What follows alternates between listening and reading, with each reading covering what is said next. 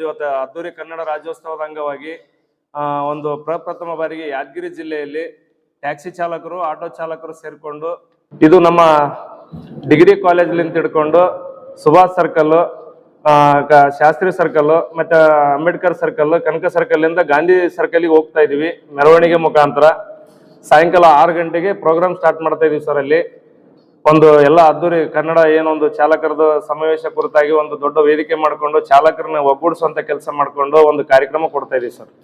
ಚಾಲಕರದು ಇವತ್ತಿನ ತನಕ ಆದ್ರೂ ಕೂಡ ಚಾಲಕರು ಹೊಂದಾಣಿಕೆ ಯಾರು ಇದ್ದಿದ್ದಿಲ್ಲ ಸರ್.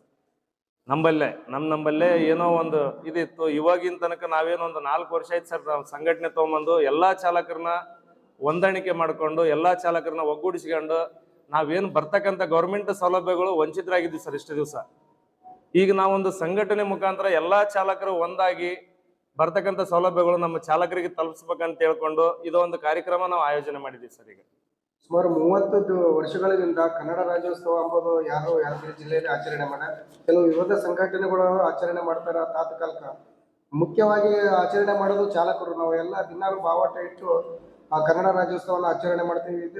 ಈ ವರ್ಷ ವಿಶೇಷವಾಗಿ ಒಂದು ಕನ್ನಡ ರಾಜ್ಯೋತ್ಸವ ಯಾದಗಿರಿ ಜಿಲ್ಲೆಗೆ ಏನು ಮಾಡಬೇಕು ಅಂತ ಒಂದು ತೋರಿಸ್ಬೇಕಂತ ಈ ಒಂದು ಕಾನ್ಸೆಪ್ಟ್ ಇಟ್ಕೊಂಡು ಹೋಗ್ತಾ ಇದೀವಿ ಸರ್.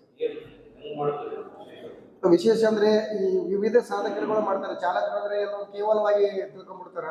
ಅದರಲ್ಲಿ ಒಳ್ಳೆಯವ್ರು ಹೋದ್ರೆ ಕೆಟ್ಟವ್ರು ಬಿದ್ದಾರೆ. ಚಾಲಕರು ಒಳ್ಳೆಯವರಿಗೆ ಒಳ್ಳೆ ಸಂದೇಶ ಕೊಡ್ಬೇಕಂತ ಒಂದು ಈ ಕನ್ನಡ ರಾಜ್ಯೋತ್ಸವನ ಹಮ್ಮಿಕೊಂಡಿದ್ದೀವಿ ಸರ್. ಅದರಲ್ಲಿ ಕೇವಲವಾಗಿ ತಿಳ್ಕೊಂಡ್ರೆ ಆಟೋ ಡ್ರೈವರ್ಸ್ಗಳು ಅಂತಂದ್ರೆ ಖಾಲಿ ಇದಕ್ಕೋಸ್ಕರ ಅಂತಾನೆ ತಿಳ್ಕೊಂಡ್ಬಿಡ್ತಾರೆ. ಅದರಲ್ಲಿ ಒಳ್ಳೆ ಸಮಾಜ ಸೇವಕರು ಕೂಡ ಇದ್ದಾರೆ ಚಾಲಕರು. ಅದಕ್ಕೋಸ್ಕರ ಎಲ್ಲ ಆಟೋ ಚಾಲಕರು ಸೇರಿ ಒಂದು ವಿಜೃಂಭಣೆಯಿಂದ ಈ ಕಾರ್ಯಕ್ರಮ ಮಾಡ್ತಾ ಇದೀವಿ ಸರ್.